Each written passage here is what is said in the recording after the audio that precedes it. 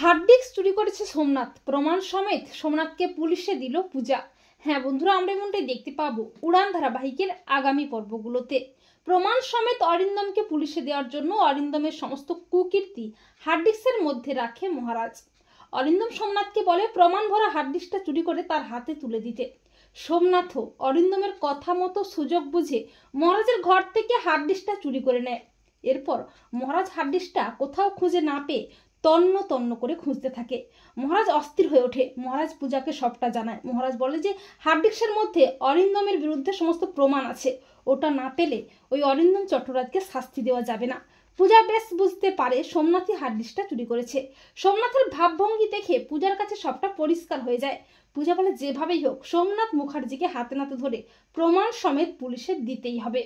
এরপর অরিন্দম সোমনাথের দেওয়া হার্ড ডিস্কটা চালিয়ে দেখতে পায় সেটা অরিজিনাল হার্ড ডিস্ক নয়।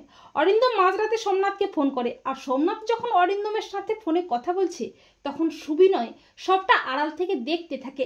সোমনাথ বলছে, আসল হার্ড ডিস্কটা আমার কাছে আছে, এটা আপনার হাতে তুলে দিতে পারি, তবে আমার মোটা টাকা লাগবে। সুবিনয় ফোনে সবটা রেকর্ড করে নেয়। সুবিনয় তক্ষুনি পূজাকে সবটা জানায়।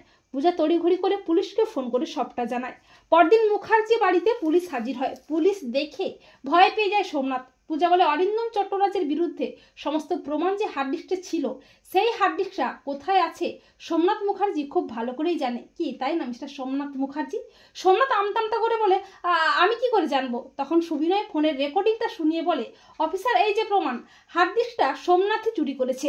এরপর পুলিশ সোমনাথের কাছ থেকে হার্ড ডিস্কটা উদ্ধার করে প্রমাণ সমেত সোমনাথকে অ্যারেস্ট করে টানতে টানতে থানায় নিয়ে যায়। তো বন্ধুরা, তোমরা এটাই চাও তো যে হার্ড ডিস্ক চুরি করেছে সোমনাথ? জানতে পেরেই প্রমাণ সমেত সোমনাথকে যেন পুলিশে দেয় পূজা। কমেন্ট করে জানাতে ভুলো না তোমাদের মতামতটি।